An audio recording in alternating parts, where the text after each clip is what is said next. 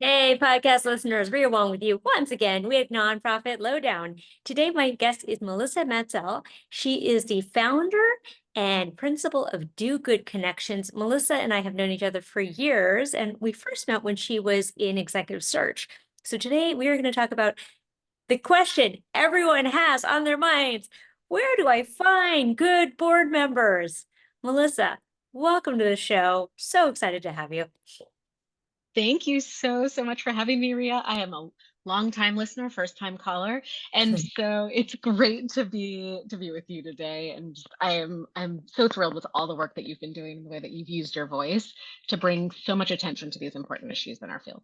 Oh, thank you, friend. I appreciate that. It's high praise coming from you. So before we jump into the big burning questions I think we all have about boards and recruiting board members and board diversity and all the fun things, tell us a little bit about yourself and how you got started, I guess more broadly in search, but specifically with board recruitment. Absolutely. So I'm a social worker by training. And I think that that really reflects that I love hearing people's stories, hearing where they are in their lives, but also thinking about where they fit into a broader ecosystem. And with that, I actually did corporate partnerships fundraising for a bunch of years. And I was with Safe Horizon and I was with UNICEF USA. And after a while, I was done fundraising, but knew that I wanted to continue to do work around people's stories and where they fit in. And so I was really fortunate that I was able to translate my fundraising work into executive search. When I met Koya Partners, the leader, the founder and CEO of Koya Partners, they were a very small executive search firm. I ended up falling in love with everything that they were doing and joined their team and served there for a number of years. And especially as they grew, and I was able to dive into social justice work in particular. And then I went to Access Talent Partners, where I had the chance to serve as one of the leaders of their search work. And in all of this work over these years, I really started to see some themes play out. And especially when it came to working on these major CEO, executive director searches, I was working with wonderful boards of directors who were so committed and so devoted. But little by little, I could see these trends happening where CEOs and executive directors were saying, "Hey, my board doesn't return my phone calls," or "My board isn't answering my emails," or "I have great donors on the board, but they don't understand what we do every day." Similarly, I was hearing board members say, I think this is a great leader that we're interviewing, but I don't actually know that I have the skills to evaluate how they are compared to other leaders, as I'm tasked with the responsibility of choosing the organization's next CEO. I saw a lot more things play out, especially when it came to leaders of color, both on the board and in executive positions. And so I realized that's where I wanted to spend this next chapter of my career. I still certainly do executive search. I still work with organizations to find those executive leaders, but the board work is really interesting and it's my new challenge to take on for this next chapter. Okay, Melissa, can we get real for a second? I feel like boards are often the, I'm just going to say it, often the ED's worst headache. And in part, it's because, I mean, I think there are a lot of reasons for that, which I'm sure you can elucidate for us. But from my observation, part of the issue is that we bring board members onto the board because of whatever, specialized skill set or network or whatever they may have. As EDs, we're not clear with them about what it is we want them to do on the board. We're not clear about the expectations. Then we also don't train them. And I think we assume, and you know what happens when you assume, that because they're, successful managing directors at XYZ company, that they're automatically going to know what it means to be a board member.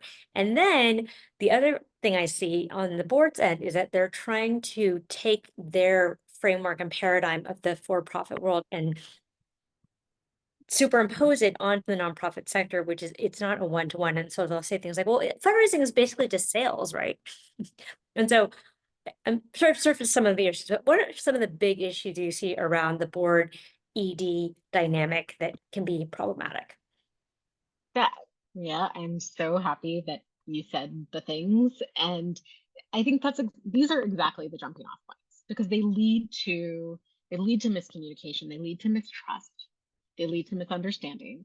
And then when we layer on top of all of that the dynamics of money, the dynamics of race, of gender, of power, of age, all of it just sort of turns into this hurricane.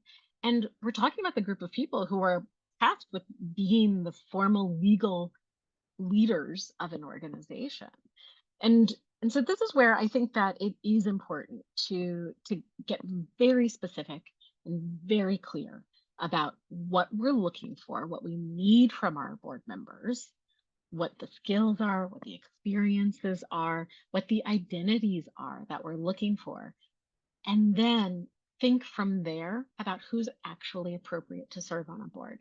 And not choosing board members just because they can write a big check or they represent a big company, but really thinking through what are they bringing as individuals that can contribute to the governance of the organization. And that means getting much more clear about how we're communicating what we need and then setting them up to be successful. And sometimes, often, that means rethinking who those people are that we want on our boards. Let's back up a second because I think you said something I really want to pause on for a quick second, which is I think the lack of clarity and lack of communication is probably at the root of a lot of this. And I find that often when I am hearing that there are, that there's some tension between the board and the exec, it's usually because there's a lack of clarity about who is responsible for what thing. And I see, particularly when you have a very handsy board that is involved with micromanaging, that's where a lot of the tensions can arise. 'Cause similarly, on the other end, I also know that there are some board members that are like MIA, and EDs are out here being like, they're not returning my phone calls. They're like not actually meeting their basic legal and financial fiduciary responsibilities. So, can you walk us through a little bit of, to your mind, what is the right mix of being present but not micromanaging? Yeah, I love that question. So first, I think you've talked about this. Joan Gary talks a lot about this. Board Source talks a lot about this.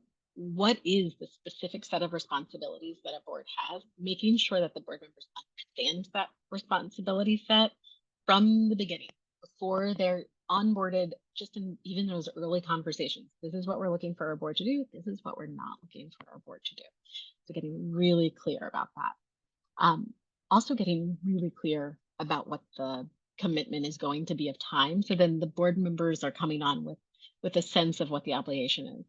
But then when we start to see that micromanaging happening, that's where we have to remind our boards that they're there for strategy, they're there for support, they're not there for in the weeds day-to-day management of the staff and work. And so it can be helpful to use things like articles or podcasts that other experts have put together and compiled to help launch those conversations and get really, really clear about who's going to be responsible for what. I think the other thing too is finding ways for board members to feel engaged that keep them out of the weeds. Give them substance to work on that keeps them out of the questioning and nitpicking that can come when they feel like they don't have enough to do that's meaningful. Well, let's go to the flip side because I think that you and I have been around long enough to see organizations fail. I mean, big, big organizations. And the question I always have there is like, what was the board doing?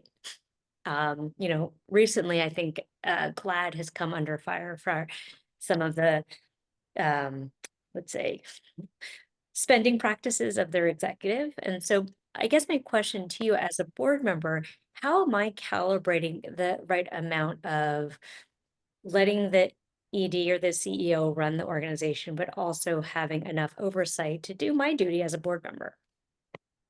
This is where I think that the audit comes into play, looking at the budget, having the annual look at the budget and understanding, really walking through. Also recognizing that we have to bring a critical lens without having an accusatory lens. There's a difference in those two approaches from board members. From a critical side, it's really understanding, does this documentation show me what I really need to know? Am I seeing year over year? Am I looking for the patterns Am I looking for changes? Am I comparing it to what I know about budgets from the rest of the nonprofit sector? And so I think bringing in some of that analysis is important. Um, and developing trust, developing the trusting relationship that allows for questions to be asked and not to be received as criticism. I think that's important as well.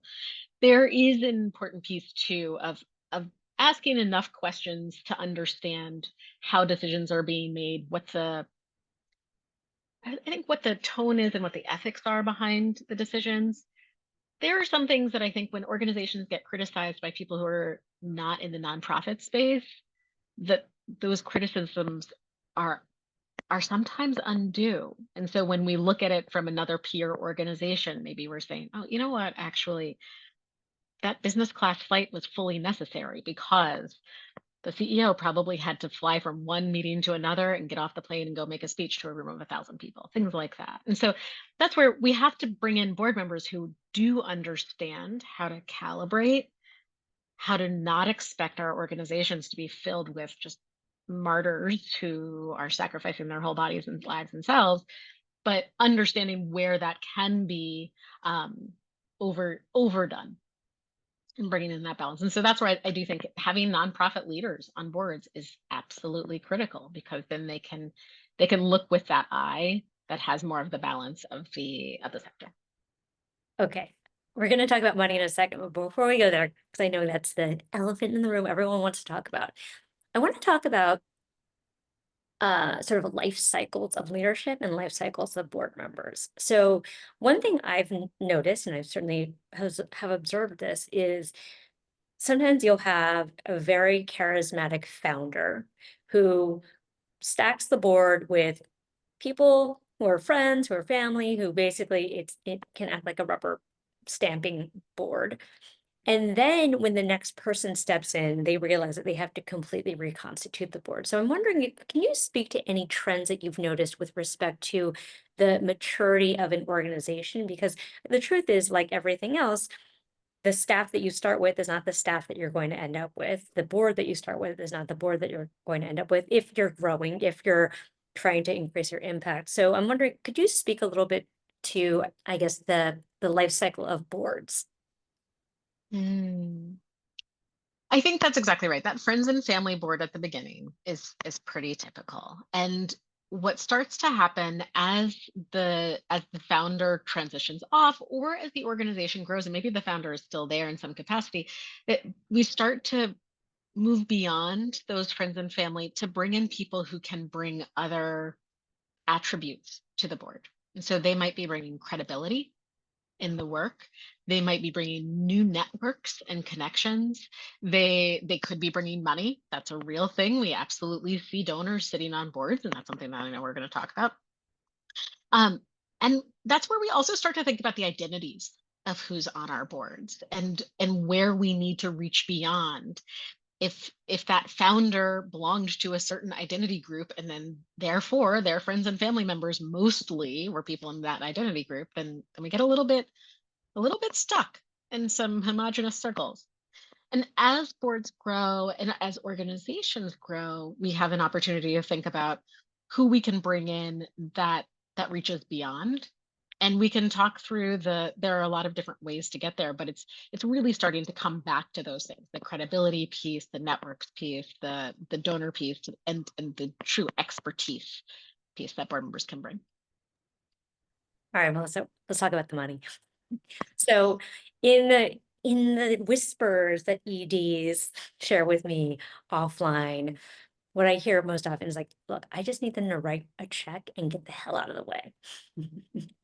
And so I'm curious about how do you make the juice worth the squeeze? Because I think sometimes in the life of a busy ED, managing the board, developing the board, like coaching them, cheerleading them, making sure they read the board packages feels like an extra thing on my to-do list that isn't necessarily resulting in what I want to happen, which more often than not is I would like checks written and I would like for your friends to write checks. So can you talk to us a little bit about kind of the disconnect, I guess, between what I want as an ED and the work that I need to put in order to make it happen. Mm. So I'm going to tell you my wish and my hope for the sector. And I have a feeling that a lot of your ED listeners are going to be like, yeah, that's never going to happen. And so my wish and my hope is that we decouple board membership from money. One day, I would love us to have boards that are not based on giving capacity. I think there's an important role for those donors. I think they fit beautifully on a legacy circle. I think they're fabulous to be in some fundraising committee, even. I think there are other roles that they can play that allow us to focus our board leaders on governance and strategy and actual skills that relate to the day-to-day organization. So that's my hope. Now I know that's different than the reality, and we're still a long way from here to there. I think when it comes to the actual um, focusing on fundraising from board members, that's that's a tougher thing, especially when we're starting to talk about focusing on it and increasing the importance of diversity in boards and inclusion in boards, because then money plays a big piece of that. But I think there are ways to encourage board members to rally around fundraising or rally around giving that can help them feel more engaged, but get them to be pushing each other, get them to even compete within each other, or to think about how they can stand up and use their giving as a way to be leveraged to bring in other donors, whether it's at special events or whether it's through matching gifts, things like that. There are places along those lines that can give them the chance to get involved from a strategic perspective. That's more than just what date can we expect your check, or when will your company be writing the check, but really like help us be involved. Think with us about how we can use your money to make more money. I think that's, again, coming back to that substantive engagement that keeps board members busy and out of the weeds. I When I got married, I'm very close to my parents. They're wonderful, amazing humans. I knew that if my mother didn't have a job, I was going to lose my mind. And so in that moment, she said, you know what? Maybe we'll throw a whole separate reception that is separate from your wedding. And I said, that's wonderful. And that kept her busy and occupied around something that was not in my day to day weeds.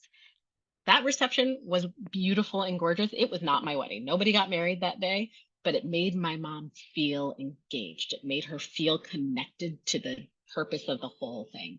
And I think that there's something that's analogous there. And we want people to feel involved and connected to the mission, but we need them to be doing something that is not getting into well, this staff person took vacation last week and what's happening with, like, stay out of the day to day, focus on the big picture stuff.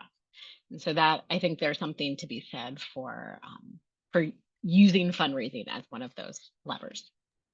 Well, so we have to have a separate podcast. I literally once had a board member ask me why we were feeding kids pizza after school at our after school program. And I was like, is this really the level that you want to be? Is this a real question? Yeah. So so let me ask you this, because I think what I see often with boards is it feels like a little bit of a lack of leadership, and it really only takes one board member to kind of rally the troops, or like get everyone whipped into shape, or however you want to say it. But what do we do if we don't have that leader?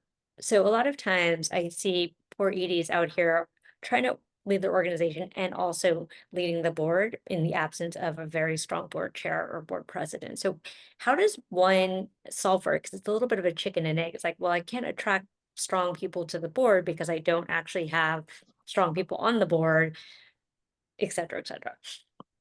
Yeah. One of the things that I've found to be really interesting over these past years that I've been doing board recruiting is that open calls for board members bring about outstanding candidates. Hmm. And there are people who are looking to get involved and who are saying, I really want to be on a board. I don't know how to find the right one. I don't know how to connect in. So but I have all of the skill and all of this time to give often people who have already been board leaders and who have sat on boards before.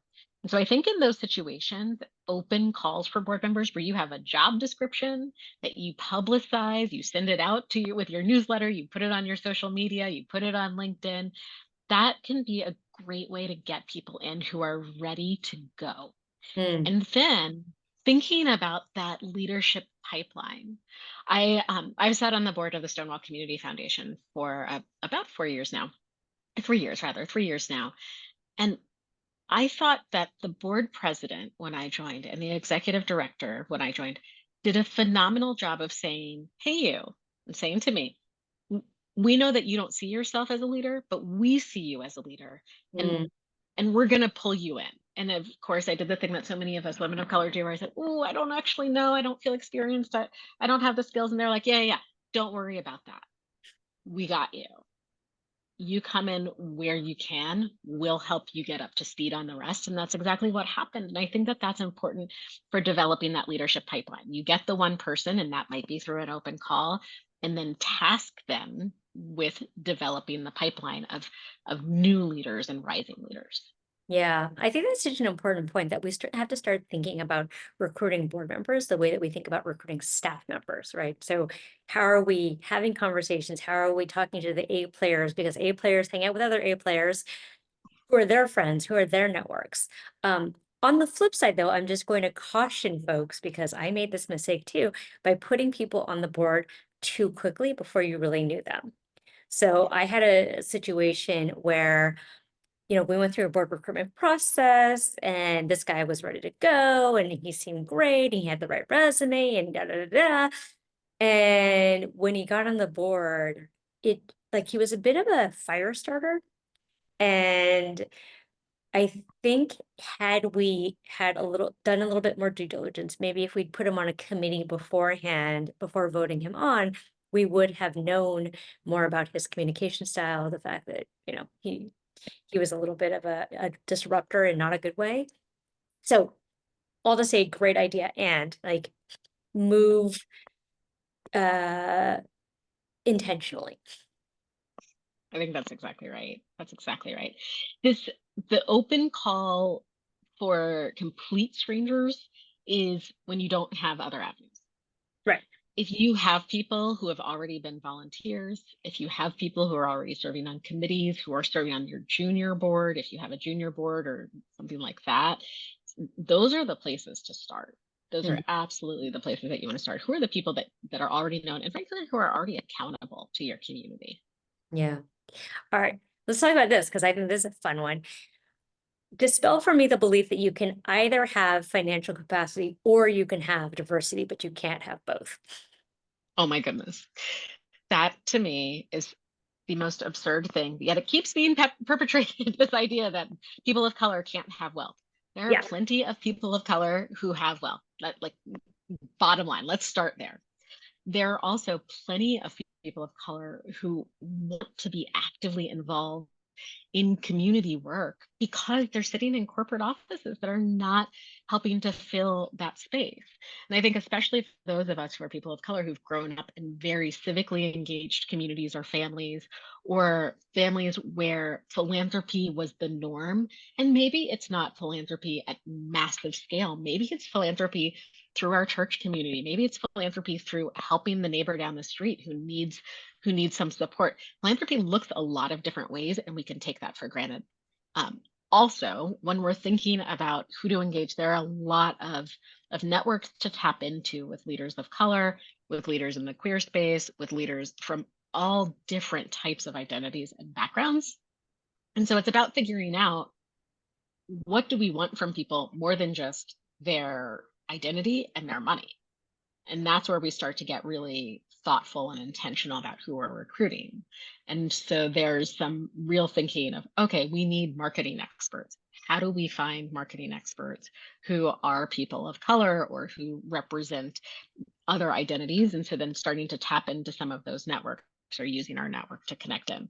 But truly, it would be self-defeating to think people of color or people from other identities that have historically been underrepresented on boards wouldn't also be able to contribute from a financial perspective. It's just it's backwards thinking when we look around at the way that wealth moves today. So if I'm an executive director, one thing I'm thinking about in very real ways is when we are recruiting and being intentional about recruiting a more diverse board, a more inclusive board, how do we also ensure that we are doing the work we need to do around DEI training? Because I know yeah, I'll just speak for myself. I am currently on a board. I am one of very few folks of color on the board. And in the absence of actual training, like it can feel uncomfortable sometimes to be like the only in whatever way that is. I think before doing the recruitment, that's where organizations and boards have to do a little bit of self-reflection Mhm. and get just honest. Are we prepared for people to come in with a different approach than we have? And so some ways to even get to that is thinking through what are our norms around communication? What are our norms around conflict? What do we know about ourselves when things get uncomfortable? Can we work through it? Does one person just end up making all of the decisions?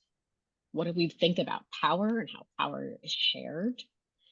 What does it feel like when someone different comes in? What has that looked like in the past? And so all of these things have to really be assessed first before going out on this recruitment sprint to bring on new people.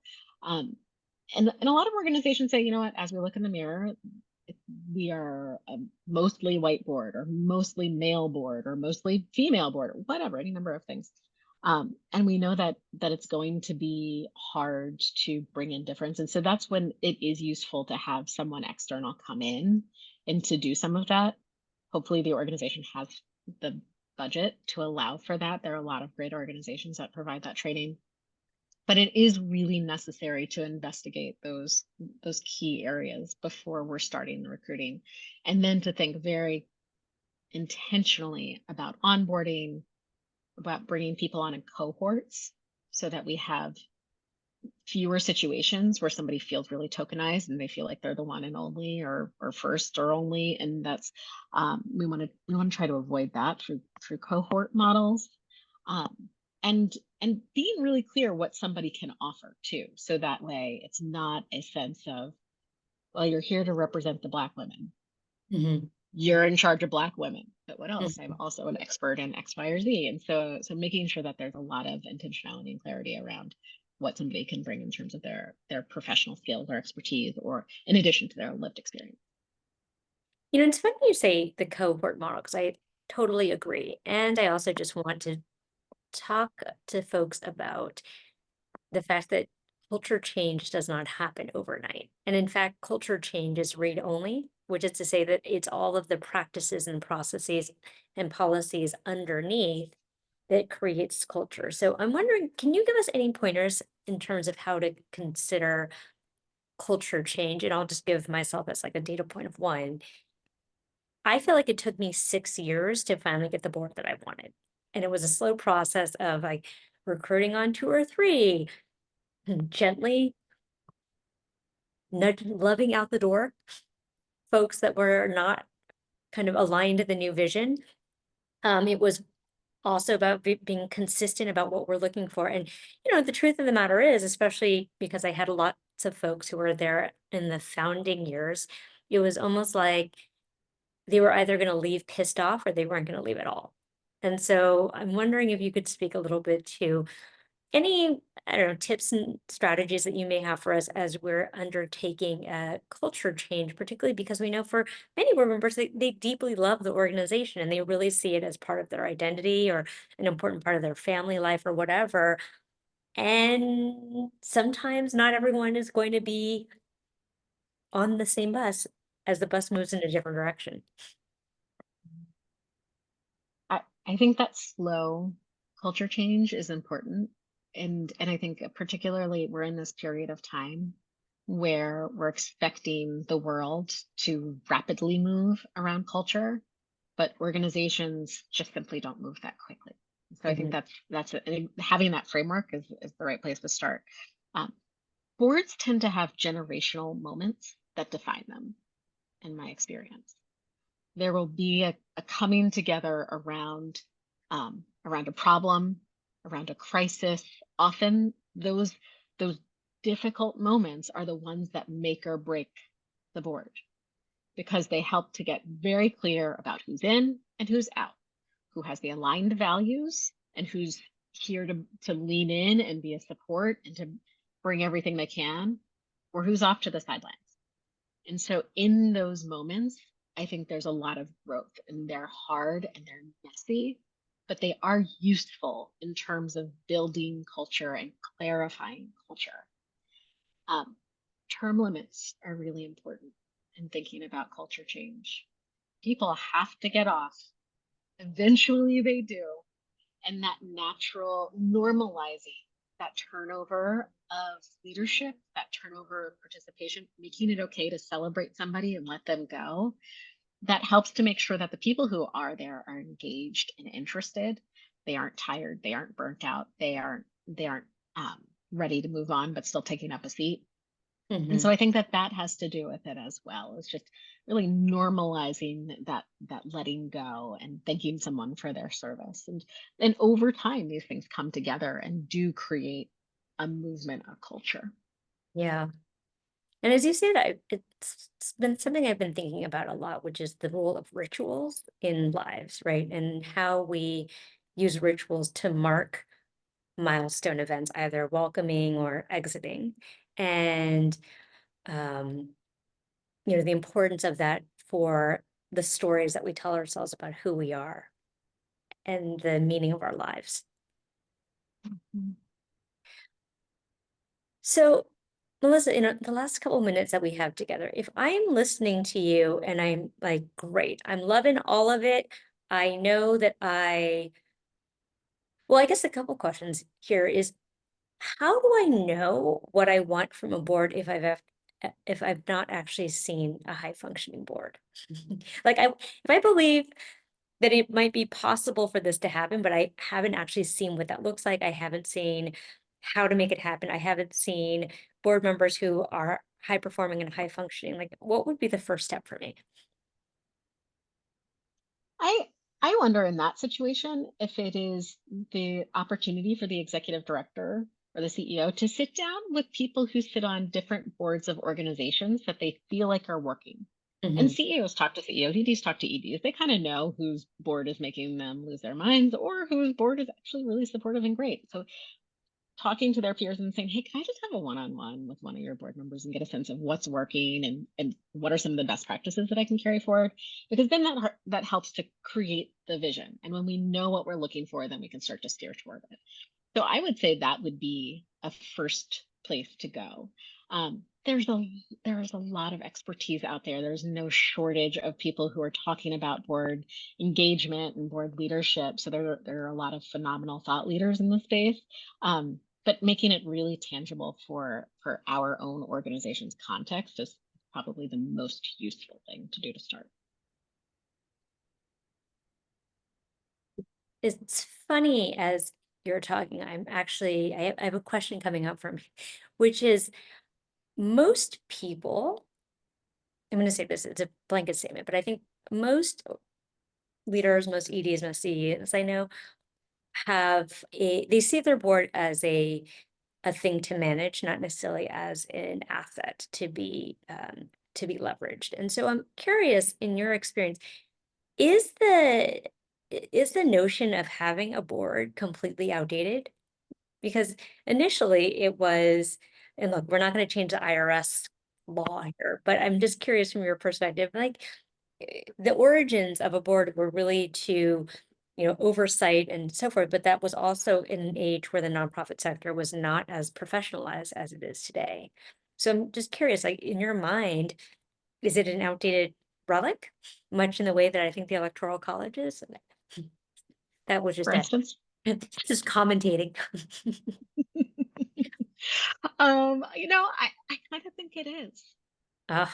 Because I've seen, especially in smaller organizations, um, ways that board members can lead to such um, discord in the organization by bringing in artificial expectations, by bringing in unnecessary demands that aren't relevant to the organization, by not being focused on the purpose of the organization more than the just keeping the lights on of the organization. There's a board source talks a lot about purpose driven boards, and that's understanding where a mission fits into the ecosystem. I think board members, if they don't understand those things, then they are causing more harm than good. Mm, And I can see an argument actually pretty clearly that this model of boards does not work. And that's a big piece of why I started doing this, because I knew that the recruiting of board members does not work. mm. But there's absolutely a place to a path to travel to think through if board governance as a system doesn't work. Oh, controversial. Let's talk about that the next time. The last thing I just want to add here is I really appreciate the way that you're thinking about being intentional and methodical about board recruitment, because I often, and I see this particularly with younger organizations, there's almost a sense of desperation. Like, I'll just take anybody with a warm body. And then you end up with a crazy board because you actually weren't clear about what you were looking for. You weren't clear about what you wanted them to do, and you weren't clear about the culture you wanted to create. And so essentially, you have this hodgepodge of people, and sometimes you're like, I brought my best friend onto the board. But let me just tell you, there are people I love dearly that I would never want to be on a board with or work with. And so I say that all to say that when you're in that desperate place of I'll take anyone with with a pulse, either on the board or on your staff or as a donor, it gets to a very, or it can get to a very ugly place. Definitely, definitely. I think that's where there is value in investing in bringing in somebody who's from an outside perspective who can help you clarify what you're looking for and then go out and find a true pool of people to consider so that you can compare people side by side. Um, I think it takes investment. Not every organization can do that. Not every organization is prepared to do that, which I fully understand. Um, but I do think it makes a difference because it brings some rigor and formality to the process that helps to make sure that you're going forward with people who bring similar values and styles to yours. Oh, that's such a good segue. Well, Melissa, this is the work that you do. So if you're interested in working with Melissa, we will make sure to put all of her information in the show notes and that you can talk to her. But briefly, because I know people are thinking about this, how does that work? How does hiring a board recruiter work? Is it that I know some board recruiters take a percentage of the first year you get, others may just charge a flat fee. Could you walk us through sort of typically what that looks like? No, there's not a standard. It's very different from staff recruiting because it's so nascent, really. Right. There are a lot of organizations like Board Assist and Board Lead that have been around for a while that do board matching and board placement. Um, what I do and what others and Cost Strategy Partners is another one. That what I do and what others do that are coming from more of a formal executive search process mentality is much more. Um, it's much more research based, I would say, in terms of working with an organization to get into the depths of what is the culture, what are we looking for, what do we know, what do you ED or CEO really need, who is going to work Hmm. with your context, and then truly doing research and reaching out to people who would not otherwise be raising their hand. Hmm. And so I think it is quite a different model depending on who you're working with and what they're doing. In terms of a fee structure, it completely depends on the size of the organization. It depends on the Hmm. needs. The way that my fee structure is, it's on the higher end because it is such an intense hands-on level of work. Hmm. It's different for other organizations. Sometimes don't even charge the organization that's looking to bring in board members. Sometimes they're charging the corporation Mm. that's looking for their employees to be placed on boards. Got So it. there are a lot of different models out there. Got it. Got it. Got it. All right. Well, Melissa, this has been fantastic. I hope people fully absorb this and think about their board recruitment process, how they're supporting and onboarding their board. We didn't even talk about onboarding, but obviously have an onboarding process, people. Perhaps even Yes, a mentoring process where first time board members can be paired with more experienced board members, and then also have a feedback loop every year. Perhaps you want to have a sit down with your board members, or your board chair does, to assess how's it going? How's it going for you? What can we expect from you, et cetera, et cetera. So I think if we could boil it all down, it would be this: communication, people, communication. that's right, Ria. I completely agree, as per usual. Oh, you're the best. All right, Melissa. Well, thank you for being out here doing the good work. And folks, please do not hesitate to reach out to Melissa for all of your board recruitment needs. Thanks, Melissa. Thank you, Ria. And